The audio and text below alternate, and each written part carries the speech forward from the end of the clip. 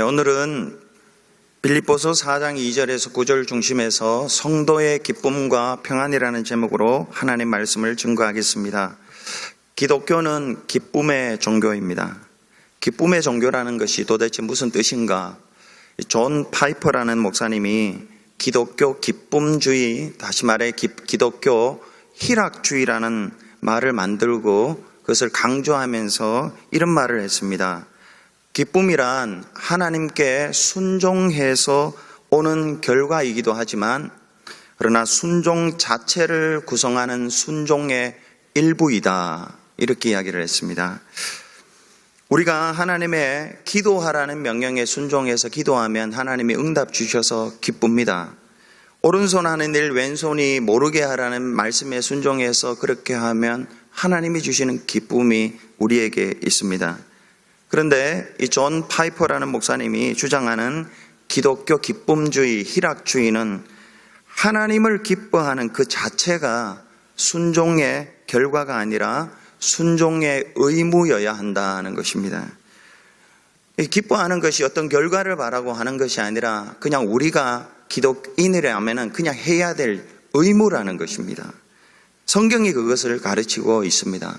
시편 32편 11절에 보면 너희 의인들아 여호와를 기뻐하며 즐거워할지어다. 마음이 정직한 너희들아 다 즐거이 외칠지어다. 너희 의인들은 저와 여러분을 말합니다. 뭐 주겠다고 기뻐하라는 게 아니라요. 그냥 너희 의인들아 여호와를 기뻐하라. 마음이 정직한 너희들아 다 즐거이 외칠지어다. 기뻐하라는 것입니다.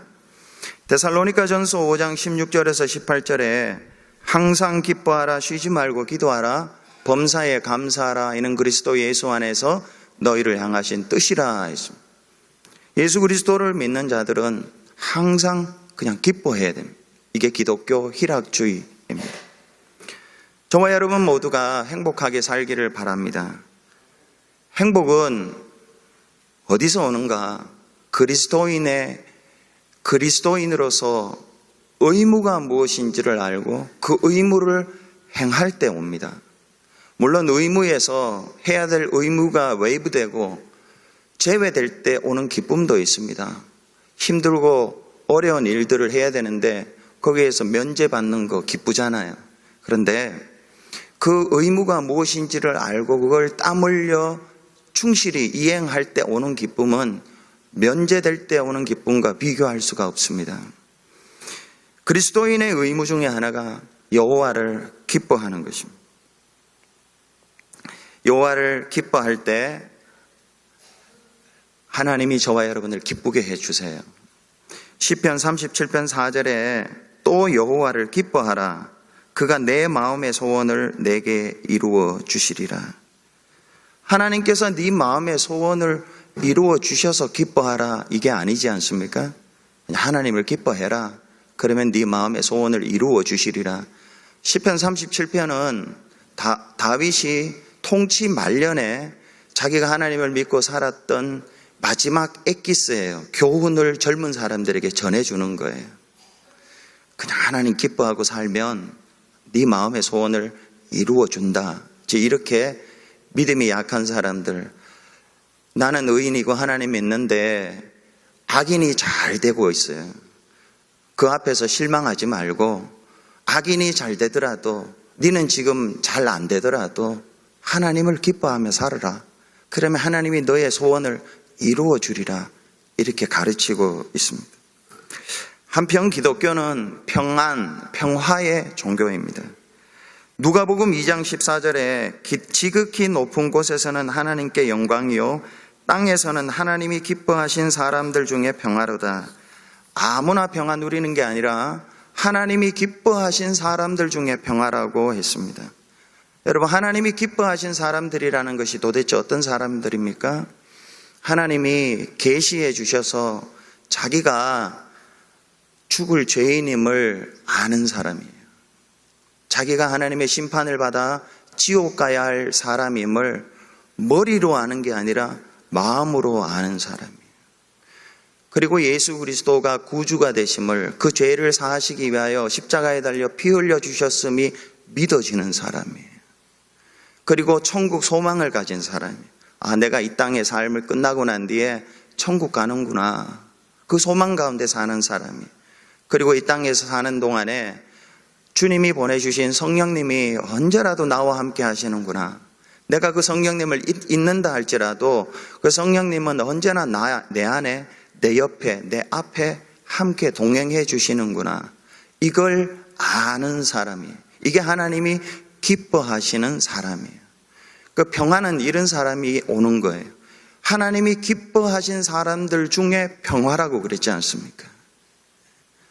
하나님이 기뻐하시는 사람은 이런 진리를 아는 사람이에요. 이런 사람이 상황을 초월한 기쁨을 누릴 수밖에 없지 않겠습니까? 이 사람이 하나님과 화평을 누리고, 그리고 이 사람은 이웃과 화평을 누릴 수밖에 없습니다.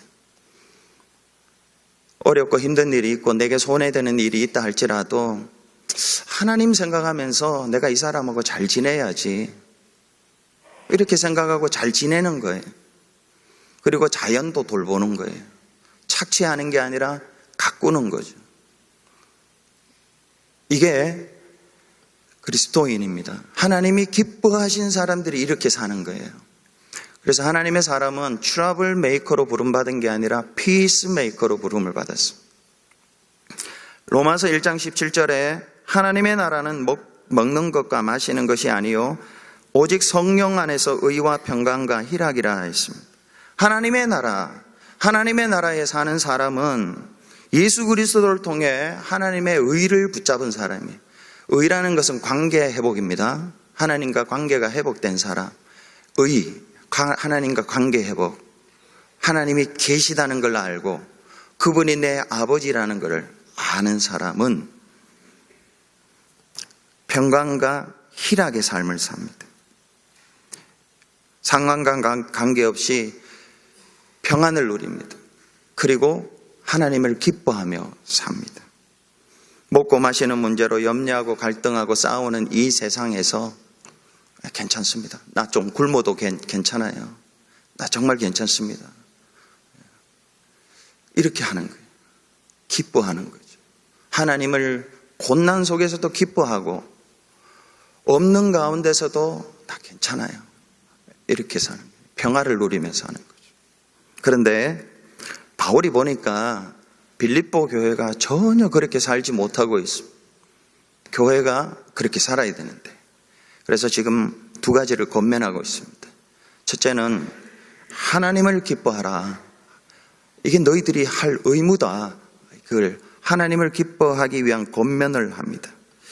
오늘 본문에 보면은 하나님을 기뻐하기 위해서 네 가지를 권면합니다. 그 첫째는 주 안에서 같은 마음을 품는 것입니다. 우리 파워포인트 좀 보여주세요.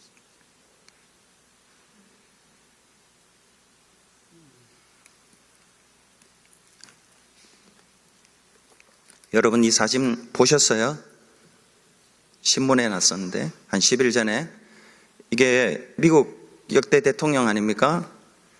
오바마, 조지 부시, 빌 클린턴. 뉴저지의 프레지던트 컵 골프 대회에서 이 세 대통령이 회동을 하고 같이 사진을 찍었습니다. 이 사진 밑에 어떤 글이 쓰였냐 하면 한국 네티즌들이 모두 부러워하는 사진이다 이렇게 적혀 있더라고요.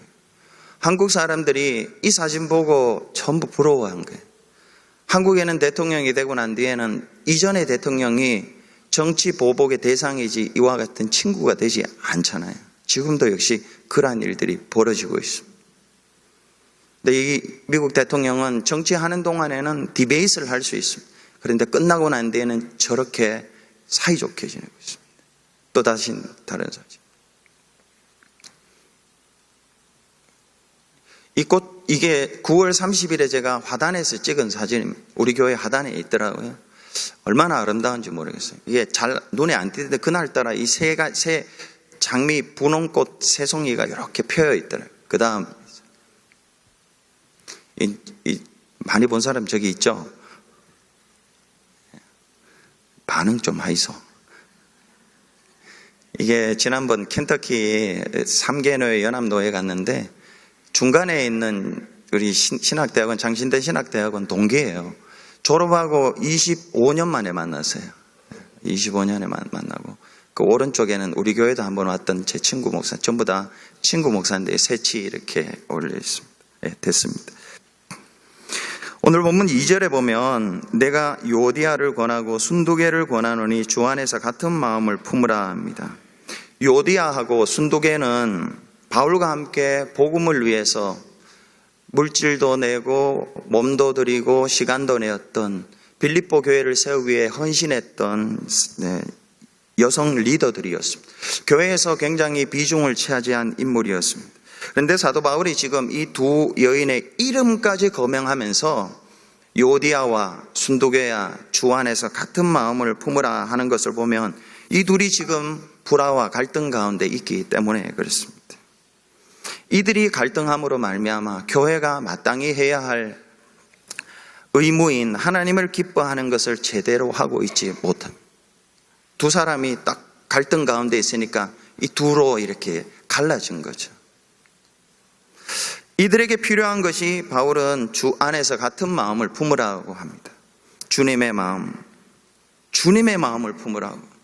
딴 마음 품지 말고 주님의 마음, 뭡니까? 겸손한 마음. 하나님이지만 사람 종 대신 이 마음을, 낮아진 마음을 품어라. 그리고 나보다 남을 낮게 여겨라. 이렇게 이야기합니다. 이게 분쟁과 갈등을 봉합할 수 있는 유일한 길입니다. 요디아라는 이름의 뜻이 좋은 여행이라는 것입니다. 순두개는 행복한 기회라는 뜻입니다.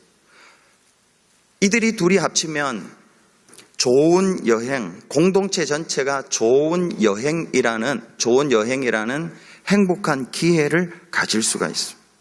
하나님을 기뻐하며 살 수가 있습니다. 두 번째는 실수한 자를 도와주는 것입니다. 오늘 3절에 보면 또 참으로 나와 멍에를 같이 한 내게 구하노니 복음에 나와 함께 힘쓰던 저 여인들을 돕고 또한 글레멘드와 그 외에 나의 동역자들을 도우라. 그 이름들이 생명책에 있느니라. 바울은 지금 자기와 멍에를 같이 한 사람에게 한 가지 부탁을 합니다. 자기와 멍에를 같이 한 사람이 누구인지 알 수는 없습니다. 그런데 이 사람에게 복음에 나와 힘쓰던 저 여인들을 도우라. 이 여인들은 바로 요디아와 순두개입니다. 바울은 분쟁을 일으켰던, 갈등을 일으켰던 요디아와 순두개를 직접 찾아가서 두 사람 딱 앉혀놓고 주 안에서 같은 마음을 품으라고 이야기를 합니다. 그리고 나서 공동체로 돌아와서는 사람들 앞에서 이 두 여인을 비난하지 않습니다. 이 두 여인에 대해서 칭찬합니다. 이 두 여인이 나와 과거에 함께 복음에 힘썼던 자들이니까 그들의 공로를 높여줍니다. 그러면서 이들이 조금 실수했지만은 이 교회에서 뿌리를 잘 내리고 하나님을 기뻐하면서 살 수 있도록 도와주라. 이렇게 권면하고 있습니다. 여러분, 공동체가 하나님을 기뻐하며 지내기 위해서는 바울처럼 교회 문제가 많잖아요. 교회 문제를 해결하기 위해서는 문제를 일으킨 사람들을 정죄하는 것이 아니라 이렇게 권면하고 또 그들의 공로도 인정해 주면서 교회에서 잘 뿌리내도록 돕는 것입니다. 그래야 그들도 함께 여호와를 기뻐하면서 살아갈 수 있기 때문입니다. 세 번째는 주 안에서 기뻐하는 것입니다. 4절에 보면은 주 안에서 기뻐하라. 내가 다시 말하노니 기뻐하라. 바울은 기독교인으로서 의무를 잘 감당하기 위하여, 하나님을 기뻐하는 것을 잘 감당하기 위하여 방법을 가르쳐 줍니다. 주 안에서 기뻐하라. 기뻐하되 주 안에서 기뻐하라. 기쁨은 주님과의 관계 속에서 기뻐하라는 것입니다. 주님께서 내 죄를 구속하시기 위하여 십자가에 달려 피 흘려 주신 것, 그리고 주님이 나를 위하여 처소를 예배해 두신 것, 성령을 보내주신 것, 다시 오셔서 우리를 데리고 가실 것, 이런 것들을 생각하면서 그것으로 기뻐하라는 것입니다. 소유가 있든 어떤 사람들이 나를 칭찬해 주든 않든 관계없이 이 주 안에서 기뻐하라 하는 것입니다. 주 안에서 기뻐하다 보면, 기뻐하는 삶을 살다 보면 정말 기가 막힌 일들도 잘 극복할 수가 있습니다. 빌립보서 1장에 보면은 어떤 성도들이 복음을 열심히 전하는데 그 이유가 바울의 괴로움을 더하게 하려고 그랬다고 기록하고 있습니다. 빌립보서 1장 17절에 보면 그들은 나의 괴로움을 더하게 할 줄로 생각하여 순수하지 못하게 다툼으로 그리스도를 전파하느니라. 전도를 하는데요, 빌립보 교인들이 전도에 열정을 내는데 그 이유가 바울을 괴롭히려고 했다라는 거예요. 이 세상에 이런 교회가 어디 있습니까? 이런 데가 어디 있습니까? 교회에 이런 일이 있습니다. 열심히 일하고 봉사하는 이유가 남을 괴롭히려고 했다라는 거죠. 이 사실을 바울이 들었어요. 세상에 저런 사람들이 어디 있나. 그런데 바울이 반응이 뭡니까? 신경질 냈을까요? 정죄했을까요? 아니에요. 기뻐했습니다. 18절에 보면, 1장 18절에 보면, 그러면 무엇이냐? 거칠애로 하나, 참으로 하나, 무슨 방도로 하든지 전파되는 것은 그리스도니 나는 기뻐하고 또한 기뻐하리라. 그리스도가 전파되니까 기쁜 거예요. 그런데 여기서 나는 기뻐하고 기뻐하리라 이 말은 이런 상황 속에서도 나는 내가 해야 될 의무를 하겠다는 거예요. 그게 뭐예요? 하나님을 기뻐하는 거예요.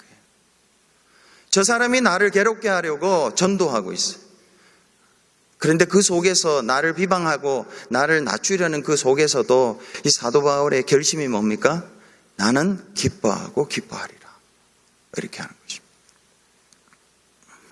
네 번째로 공동체가 기쁨을 누리기 위한 권면이 관용을 베풀라는 거죠. 관용을. 5절에 보면 너희 관용을 모든 사람에게 알게 하라. 주께서 가까우시니라 했습니다. 관용이라는 것은 넓은 마음, 너그러운 마음으로 상대방의 실수와 잘못을 덮어주는 것을 말합니다. 인자한 태도입니다. 근데 그 대상이 모든 사람이에요. 모든 사람에게 관용을 알게 하라 했습니다. 차별하지 말고 모든 사람에게 공평하고 너그러운 마음으로 대하라는 것이죠. 이렇게 해야 되는 이유가 뭐냐 하면 주님이 다시 오신다는 거예요. 주께서 가까우시니라 하는 것입니다. 주께서 만약 오시지 않으면 관용을 베풀어야 할 이유가 없습니다. 그러면 바보입니다. 이 세상이 끝이라면은 이 세상에서 관용을 베풀 이유가 없습니다. 다 내가 차지하고 내가 기쁘게 나를 마음 아프게 하는 사람들을 복수해야 돼요. 그러나 이 세상이 끝이 아닙니다. 주님이 오셔서 심판을 하십니다. 행한 대로 갚아주시고 또 상급을 주십니다. 그래서 가능한 모든 사람에게 관용을 베풀어라. 왜? 주께서 가까우시니라. 여러분, 주님이 오시는 모습이 성경에 보면 두 가지로 나타납니다. 하나는 구름을 타고 오세요. 구름을 타고. 계시록 1장 7절에 보면 볼지어다 그가 구름을 타고 오시리라. 각 사람의 눈이 그를 보겠고 그를 찌른 자들도 볼 것이요 땅에 있는 모든 족속이 그로 말미암아 애곡하리니 그러하리라. 아멘. 여러분, 주님이 오실 때 그냥 오신다고 하면 되지 왜 구름 타고 오신다고 할까요? 왜 이 표현을 쓸까요? 그리고 여기 9절에 보면 각 사람이 다 본다는 것이에요. 각 사람이 다 본다. 주님이 오실 때에 그냥 오시지 않고 구름 타고 오신다는 것은 성경대로 적혀 있는 대로 어디서든지 볼 수 있다는 거예요. 어디서든지 볼 수 있어요. 이 말은 이단과 사이비에 넘어가면 안 됩니다. 이단과 사이비는 주님이 우리 모임에 오기 때문에 가정을 버리고 직장을 버리고 일터를 버리고 여기에 오라고 합니다. 거기 가시면 안 돼요.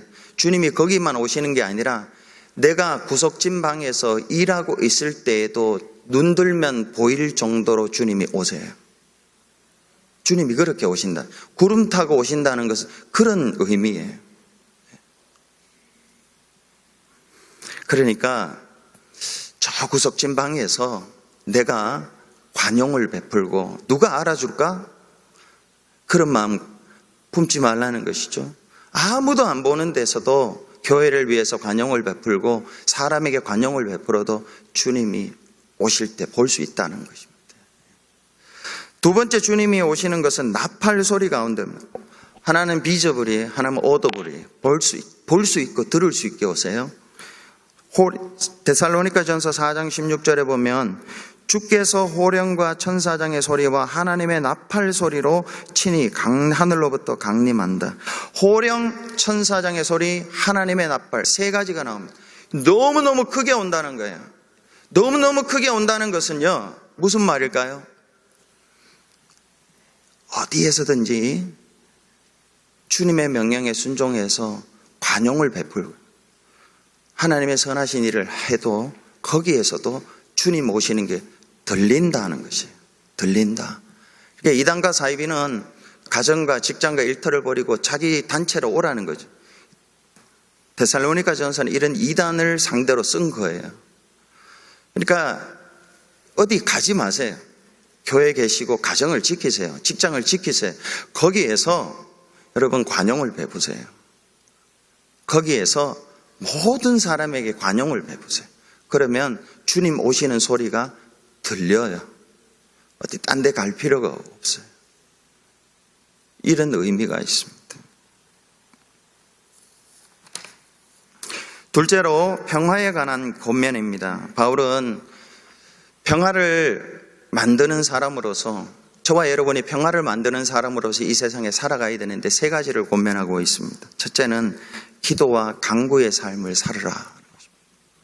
밖에 나가서 평화를 회복하기 위하여 정치 많이 해도 되지만은요, 사도 바울은 어떻게 접근하느냐 하면요, 너가 먼저 기도하고 간구해라. 지금 이렇게 접근을 합니다. 6절에 보면 아무것도 염려하지 말고 다만 모든 일에 기도와 간구로 너희 구할 것을 감사함으로 하나님께 아뢰라. 염려하지 마라 하겠죠. 염려하다라는 말은 자신이 통제할 수 없는 것들에 대해 쓸데없는 근심 걱정에 빠지지 말라는 것입니다. 미래의 짐을 지고 스스로의 마음을 공연히 괴롭히지 말라는 것입니다.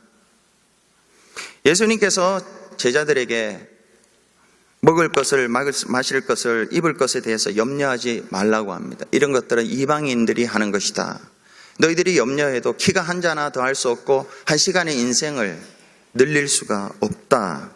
그래서 공중 나는 새를 보라, 들에 핀 백합화를 보면서 아무 염려하지 마라. 하나님이 돌보실 거다.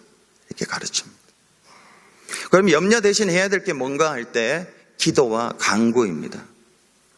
기도는 하나님과 일반적이고 평범한 대화입니다. 간구는 특별한 독대를 말합니다. 특별한 케이스에 하나님 앞에 독대해서 간절히 매달리는 것을 말합니다. 어려움이 없을 때에는 하나님과 그냥 대화를 하시면 됩니다. 그러나 특별한 어려움이 있을 때는 하나님 앞에 특별한 시간을 마련하고 특별한 자리를 마련해서 독대해야 됩니다. 그런데 오늘 사도 바울은 기도를 하든지 간구를 하든지 감사함으로 하라고 그럽니다. 감사함으로 기도와 간구를 해라.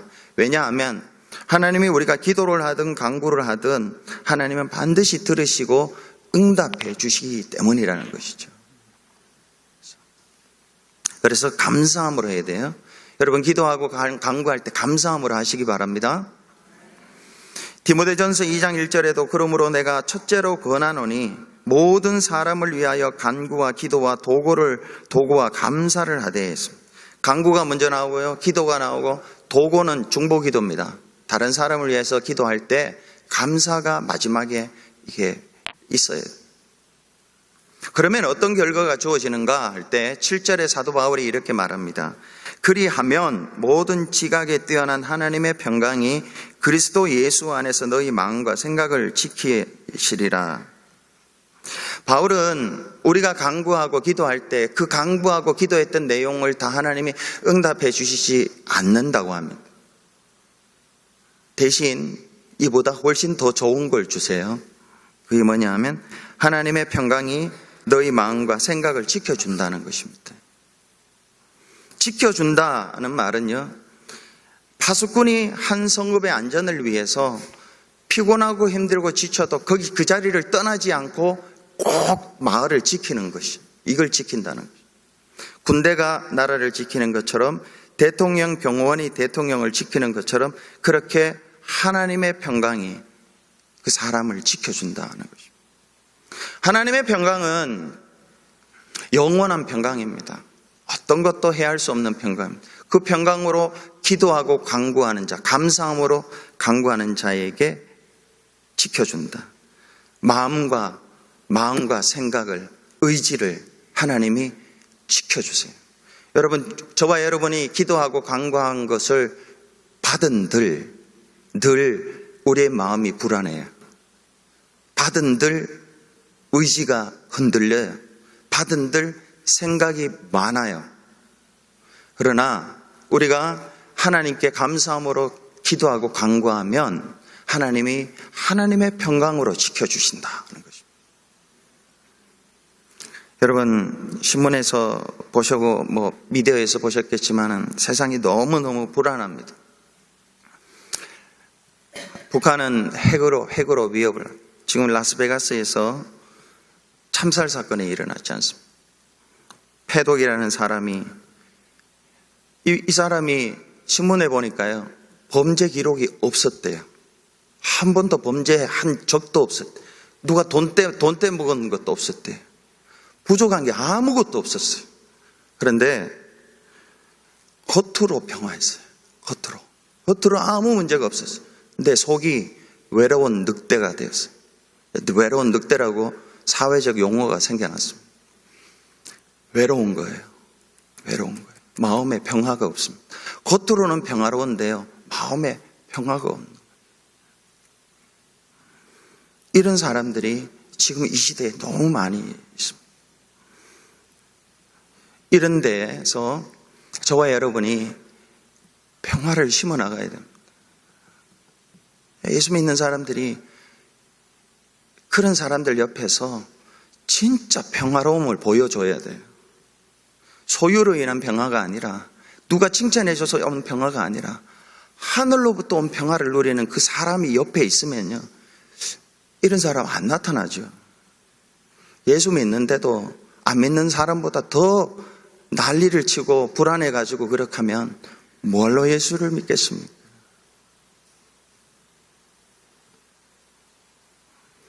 정말로 평화는요, 정치로 오는 것이 아니라 하나님과의 관계 속에서 어떤 한 사람이 간구와 기도로 감사함으로 하나님께 아뢰서 하나님의 평강이 그 사람에게 임해서 나 괜찮다고, 정말 괜찮다고, 그런 사람 옆에 누가 있으면요, 이 패독이라는 사람, 이런 사람을 못 만난 것 같다.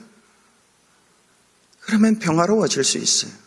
평화는 이렇게 영향력이 확장되어 가는 것이지, 자기 내면이 평화롭지 않은 사람이 구조적으로 아무리 정치적으로 평화를 이루어도요, 똑같은 일이 반복이 돼요. 우리 명심해야 돼요. 저와 여러분이 기도하고 간구해서 하나님의 평강이 주어지면 어떤 사람이 옆에 있어도 그 사람이 패독이라는 사람이 앞으로 또 나올지 모르는데요, 그 사람이 총을 버리게 되었습니다. 외로움에서 벗어날 수가 있습니다. 둘째는 묵상의 삶입니다. 8절에 보면 끝으로 형제들아 무엇에든지 참되며 무엇에든지 경건하며 무엇에든지 오르며 무엇에든지 정결하며 무엇에든지 사랑받을 만하며 무엇에든지 칭찬받을 만하며 무슨 덕이 있든지 무슨 기림이 있든지 이것들을 생각하라. 바울은 8가지 신앙 실천 덕목을 이야기하면서 이걸 생각하라고, consider 하라는 거예요. think가 아니라 consider, 깊이 생각하는 거예요. 근데 이걸 메시지 성경으로 읽어보면 이렇게 번역하고 있습니다.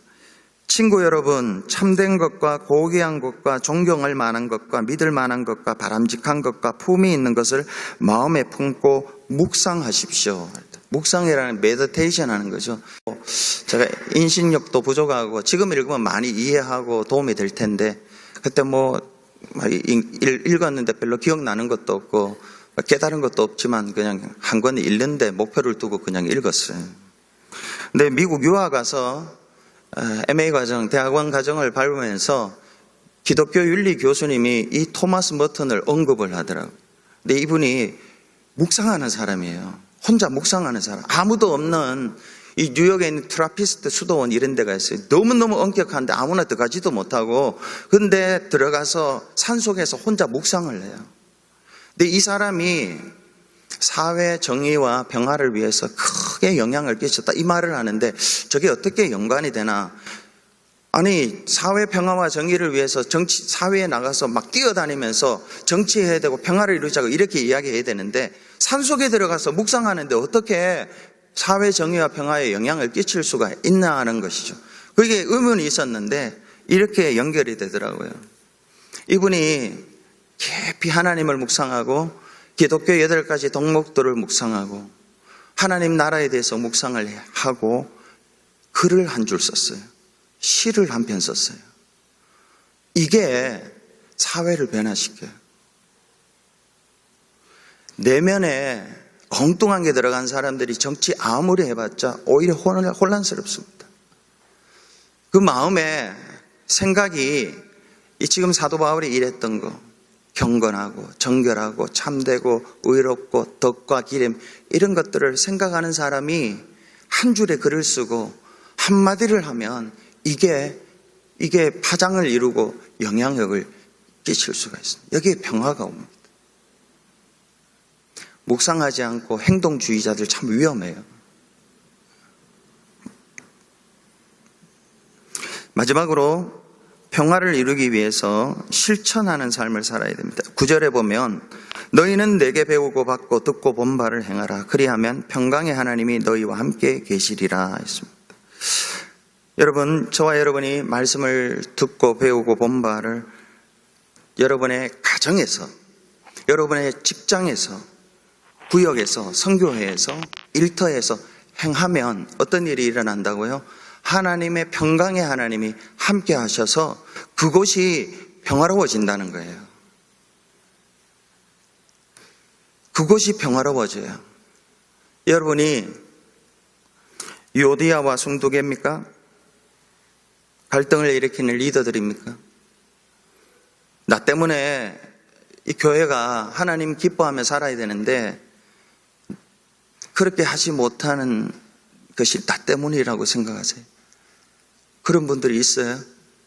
그러면 사도 바울이 들려주는 말을 들어야 됩니다. 주 안에서 한 마음을 품어요. 그러면 평강의 하나님, 기쁨의 하나님 거기 임하세요.